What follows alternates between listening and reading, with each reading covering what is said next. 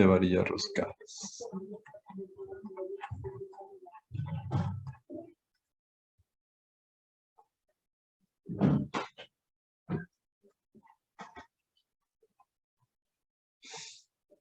Bueno, ese ejercicio lo hacemos despatillo, si no nos demoramos mucho. Este es bueno, pero mejor este. Ayúdame, don Juan José Coral, a leer. Listo. Miembros conectados por pasadores. Hasta los primeros años del siglo XX, casi todos los puentes de Estados Unidos eran de juntas articuladas o de pasadores, pero en la actualidad es raro que se construya así, en vista de las ventajas de las conexiones soldadas o atornilladas. Un problema en las antiguas conexiones a base de pasadores, en las armaduras, era el desgaste de estos en los agujeros, lo que ocasionaba que las juntas se aflojaran. Una barra de ojo es un tipo especial de miembro conectado por pasadores cuyos extremos, donde están localizados los agujeros para los pasadores, se encuentran agrandados, como se muestra en la figura 4.6.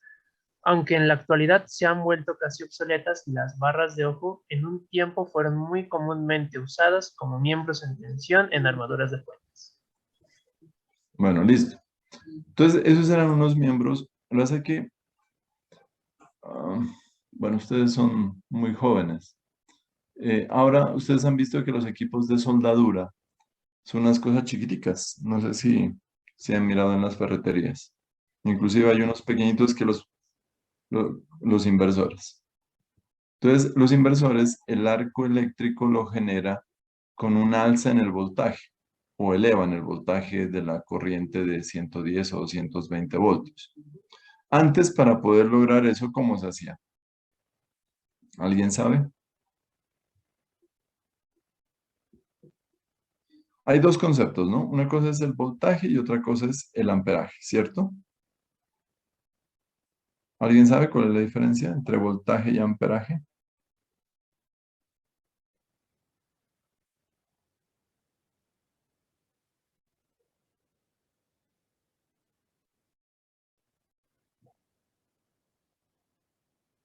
Ujú. Bueno, ustedes saben que la corriente o la energía eléctrica es un fluido, son electrones moviéndose a alta velocidad. Es como agua, es como tener un chorro de agua, sino que pues no es agua, sino es electrones que producen la energía. Entonces, la única forma de uno producir, ah, a ver, cuando se va a llevar o a transmitir la energía eléctrica de la hidroeléctrica hasta su casa, ¿qué hacen ellos? Llegan y producen la energía en un voltaje muy bajo en la turbina de la hidroeléctrica. ¿Listo? Ese voltaje muy bajo, con unos transformadores que se llaman transformadores elevadores, hace que se suba el voltaje. ¿A cuánto? A 15 kilovoltios, 15.000 voltios o 30.000 voltios inclusive. ¿Listo? Y lo mandan por las redes de media o de alta tensión. Pero entonces los diámetros son muy pequeños. ¿Por qué? Porque si el voltaje no fuera tan alto y fuera pequeño, hay demasiadas pérdidas y para poder llevar esa cantidad de corriente necesitarían unos diámetros demasiado grandes. Por eso es que usted mira en su barrio que hay unas redes que se llaman redes de media tensión. Esas tienen voltajes altos, pero en su casa usted no puede manejar ese voltaje, ¿cierto? ¿Qué hacen entonces? Colocan un transformador, que es el que usted ve en su barrio, para bajar los 15.000 voltios. ¿A cuánto los bajan? A 110. A 110 o 220. Normalmente 110 por cada línea. ¿Listo? Y esa es la corriente que le llega a su casa. ¿Qué es en últimas la corriente? Haga de cuentas la cantidad de agua, si lo comparamos con una manguera, es la cantidad de agua que tiene que pasar a través de una sección transversal, ¿cierto? Entonces, ¿usted qué puede hacer? Puede tener un diámetro pequeño de tubería, pero pasando el agua a alta velocidad. Me explico. Si usted quiere llenar un tanque de 1 metro cúbico, ¿usted qué puede hacer? Comprarse una manguera de media pulgada, ¿cierto? Conectarla a un grifo, que es un grifo de, haga de cuenta que es un grifo de 4 pulgadas. Hagamos el dibujito a ver si me entiende. Yo necesito llenar un tanque. A ver, veamos si la explicación es lógica o no. Ese es el tanque que yo quiero llenar. ¿Listo?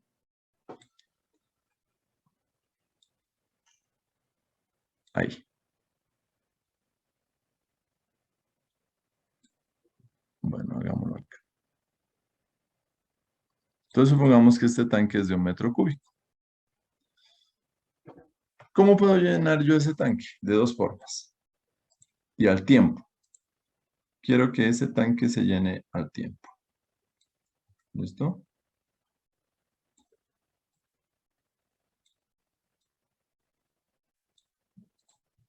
Ahí.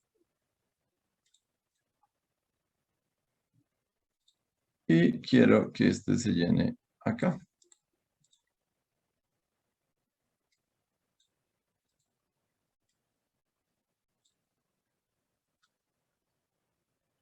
Ahí. Entonces, este es de 1 metro cúbico.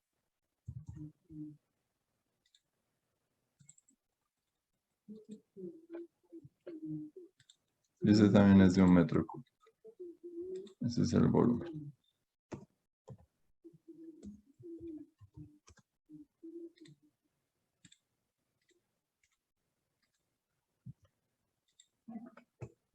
Pero resulta que yo quiero que los dos tanques se llenen en el mismo tiempo.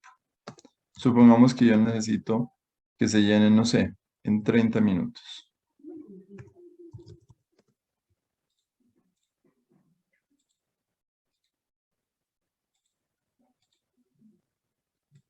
Los dos tanques tienen que llenarse en 30 minutos. ¿Listo? Pero esta manguera de aquí,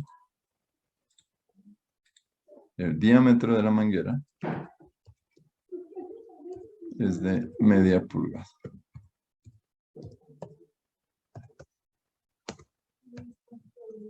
Y el diámetro de esta manguera de acá es de 4 pulgadas. ¿Listo? Entonces, la pregunta es, ¿qué caudal? ¿Listo? ¿Y con qué velocidad debe salir el agua en cada uno de ellos? Caudal y velocidad.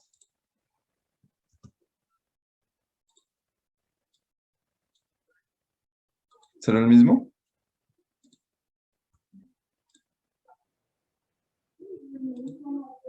Ujú. Entonces, si yo quiero llenar la misma cantidad en el mismo tiempo, pues si yo tengo una velocidad alta de la manguera de 4 pulgadas, ¿qué va a pasar con el tiempo de llenado?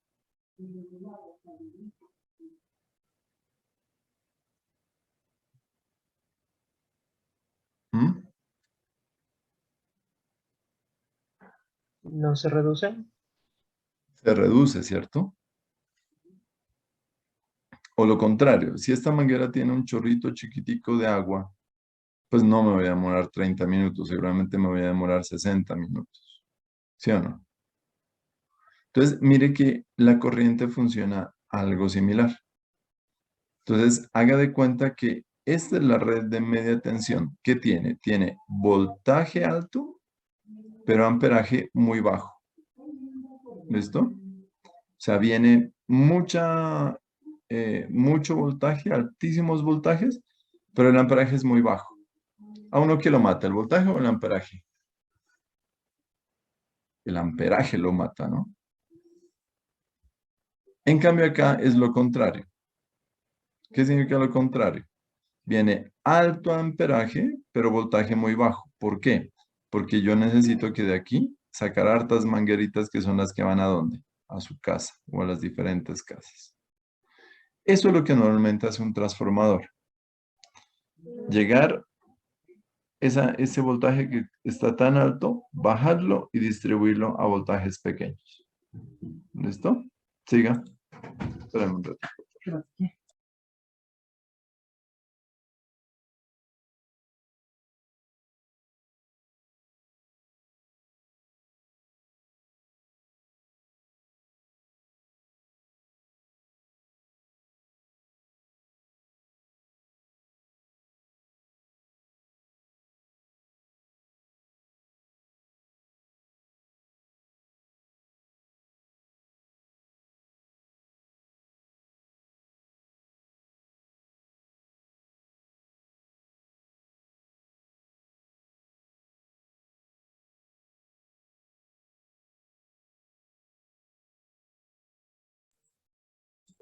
Listo. ¿Entendido? Bueno, ahora, ¿qué tengo que hacer? Si yo tengo un voltaje muy pequeño, ¿listo? Y quiero subir el amperaje, no puedo hacer esto. ¿Qué necesito? Una bobina, un núcleo. Y así funcionaban antes los soldadores, los equipos de soldadura. Como necesitaban subir el amperaje, entonces necesitaban una bobina y un núcleo. Haga cuenta que esa es una turbina, pues, en últimas.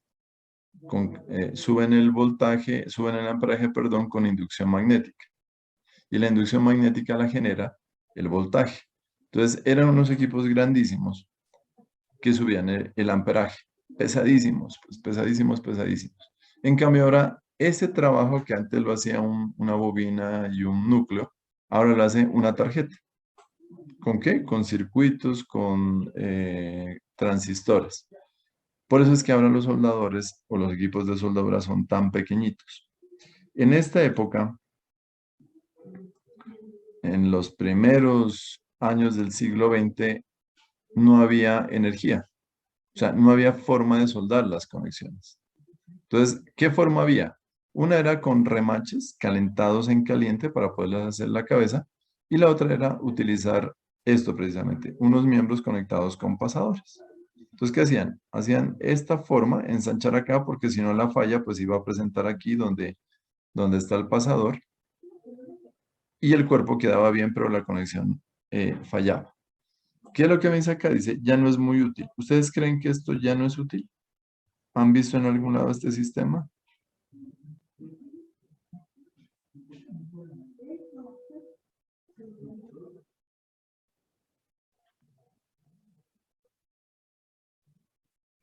Exactamente. En máquinas, sobre todo, se mira estos sistemas. Bueno, entonces veamos un chequeo, cómo se hace de rapidez y listo. Bueno, bueno, ¿por dónde se presenta la falla aquí? ¿Por dónde puede fallar?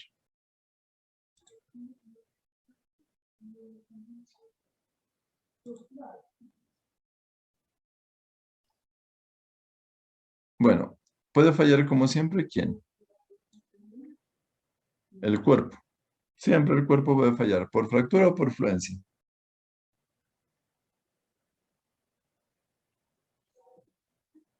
¿El cuerpo cómo falla? Por fluencia. ¿Dónde más puede fallar?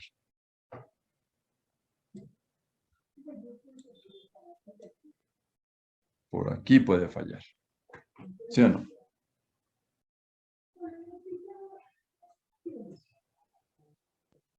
Por fractura. Exactamente. Entonces, para que no falle esta parte de aquí, ¿qué debo hacer? ¿Cómo calculo este diámetro? ¿Cómo se calcula? O sea, este usted lo conoce. Este valor de aquí, el diámetro de este, o el ancho. Bueno, es que no son varillas, son placas. O platinas, perdón. Este D no le llamamos, llamémosle H. Lo conoce. Entonces, ¿cómo llamo o cómo calculo este H de acá?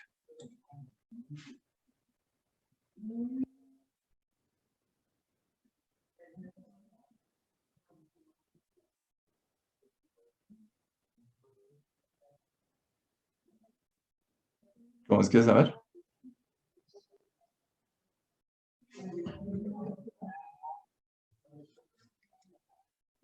O sea, este va a ser el diámetro, llamémosle, ese sí es diámetro, ¿cierto? Ese llamémosle diámetro sub T. Listo.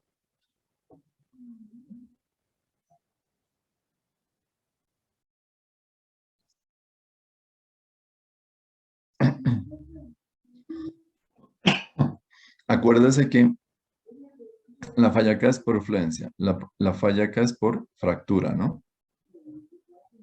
Entonces, ¿qué me toca hacer? Calcular la resistencia por fluencia en el cuerpo, con esa resistencia, devolverme acá y calcular este diámetro, pero por fractura. ¿Sí o no? ¿De acuerdo? Entonces veamos a ver cómo se calcula. Ese es el primer detalle. Ayúdame, don Juan José, es el secretario. Listo.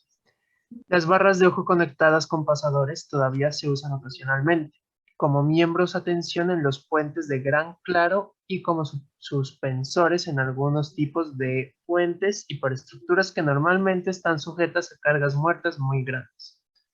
En consecuencia, las barras de ojo generalmente están impedidas de vibrar y de desgaste, como lo harían bajo cargas vivas. Las barras de ojo por lo general no se fabrican por forjado, sino por un proceso de corte térmico de las placas, como se establece en el comentario D6 del AISC. Extensas pruebas han demostrado que los miembros cortados térmicamente conducen a diseños más balanceados.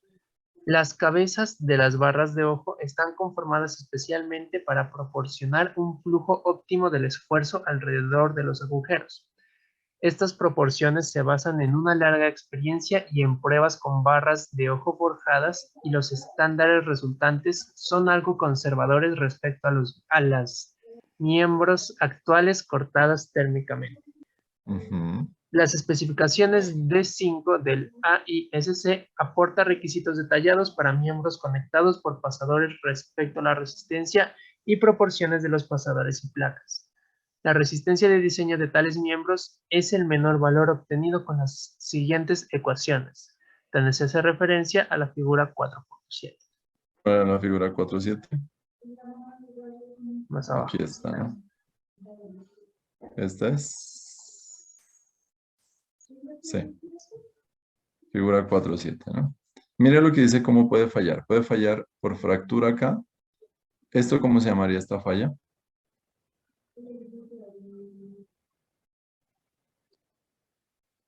No, señor. ¿Cómo se llama? Ah, por bloque de cortante.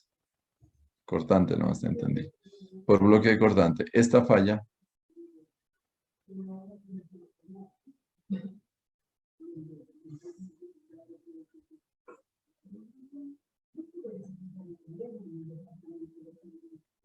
¿Por qué parte falla ahí?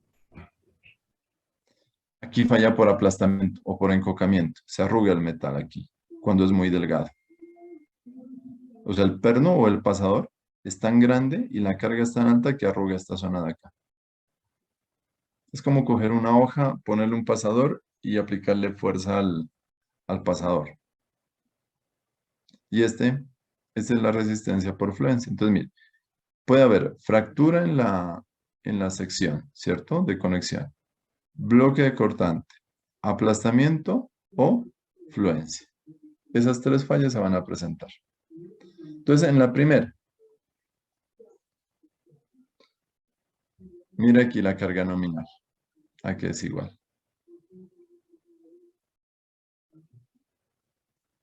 Aquí es igual al área neta efectiva.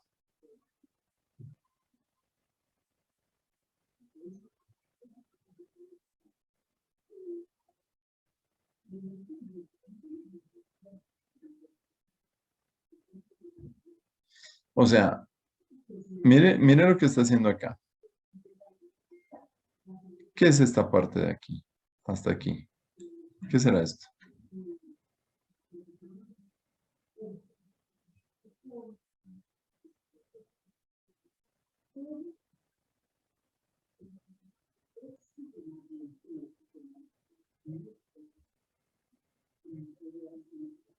A ver, lean acá, por favor.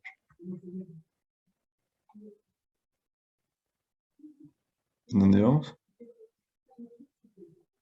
Al final del... Ah, ya, sí leímos esto, ¿no? A ver, Sí. leamos aquí. Lee aquí. Fractura por tensión sobre el área neta efectiva. Tenemos la ecuación D5-1 del AISC, que es P sub n es igual a 2 por T por B sub E por F sub U. Dice, es el área neta efectiva. A ver, figura A. O sea, falla por aquí. Aquí es igual. A 2 por T por B sub E por F sub U. ¿Qué será el P y el B sub E?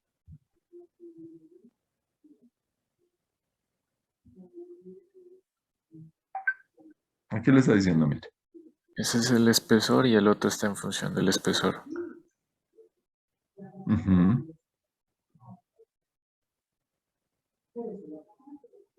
Y BE.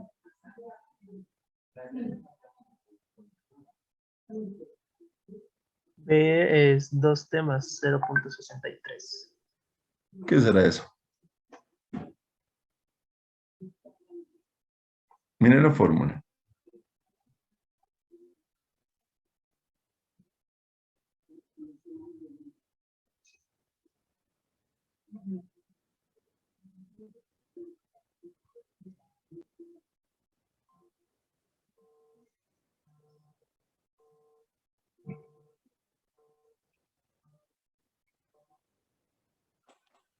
Perdón, un segundito. Un segundito, por favor. Un segundo.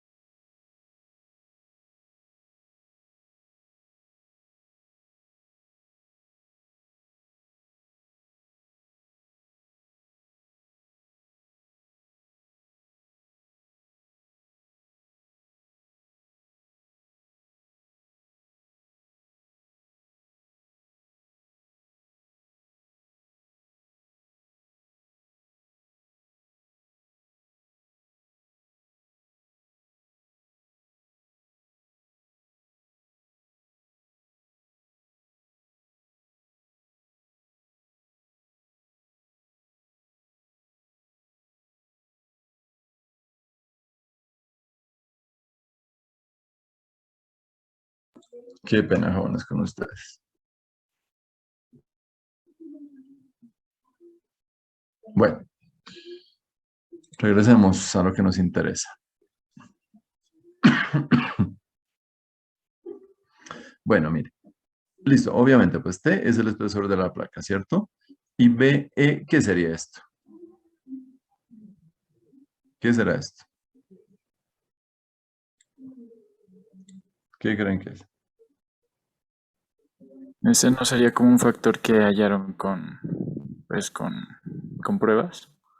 No, pues sencillamente lo que están haciendo es multiplicar el espesor por el alto. Y con eso calculan la sección transversal esta. ¿Sí o no?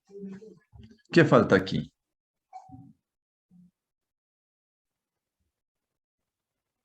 O sea, esta, mejor dicho, a ver.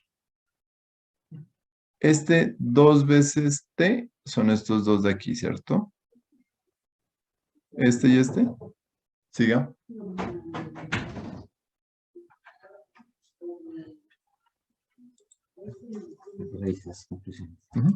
Dejamos. Sí, ya. Bueno, ¿qué es? ¿Qué significa? Pues mire, esta parte de aquí en última se convierte en ¿qué? En el área que va a resistir la carga. Y lo multiplica por el esfuerzo último. O sea, esto es área. Este término de aquí representa un área. ¿Eso es para qué? Para tensión en el área neta efectiva. Bueno, o sea, ¿de dónde salen esas fórmulas? De lo que decía allá arriba, de la experiencia que tiene.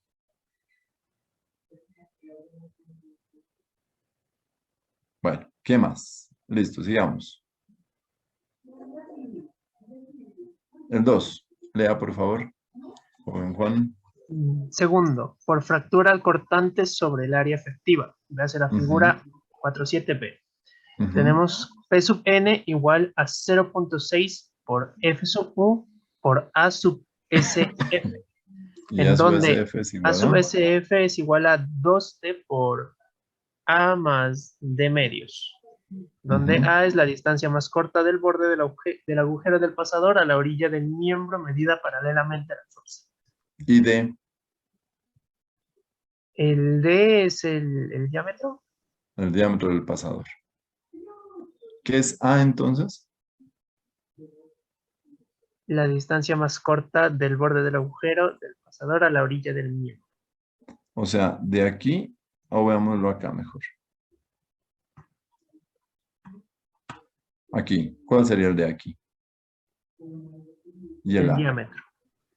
Entonces, el A sería la distancia de aquí a la distancia más corta que hay hacia los bordes. El D es esto, el diámetro, ¿cierto? El T, pues obviamente no lo miro acá, que es el espesor. Listo. Ese es, ojo, la primera es tensión por fractura. O fractura por tensión, perdón. La otra es fractura por cortante. La tercera. Resistencia de superficies por aplastamiento.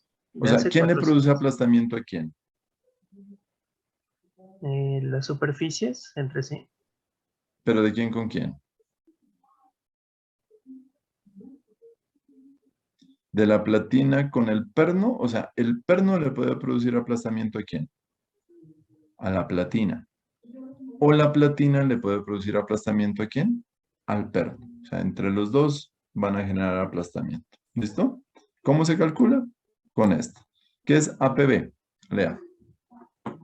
A sub PB es el área proyectada de aplastamiento igual a DT. Se observa en la ecuación J7-1 del AISC y del LRFD. Se aplica a superficies cepilladas, pasadores en agujeros escariados, taladrados o punzonados y extremos de atiesadores de apoyo ajustados. La especificación J7B del AISC también proporciona otras ecuaciones para determinar la resistencia por aplastamiento para rodillos de expansión y mecedoras. Listo. Bueno, entonces simplemente lo que hace usted es multiplicar el diámetro del pasador por el espesor. Y ya. Ese es el ar.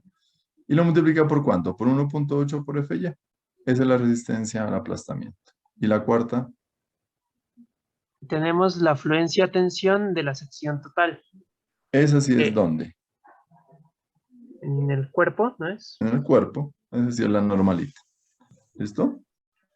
Tenemos que está definido por la ecuación D2-1, que es P sub n igual a Fy por Ag. Listo, siga. Las explicaciones de 6.2 de la ISC. Las especificaciones D6.2 de la ISC ¿Qué establecen significa que ISC? es la American Institute of Steel Construction. Construction. Muy bien. Establece que los espesores menores a media pulgada para barras de ojo y placas conectadas por pasadores son solo permisibles cuando se proporcionan tuercas externas para apretar las placas de pasador y placas de relleno en contacto sin holgura. O sea, otra vez. Para los espesores menores a media pulgada para barras.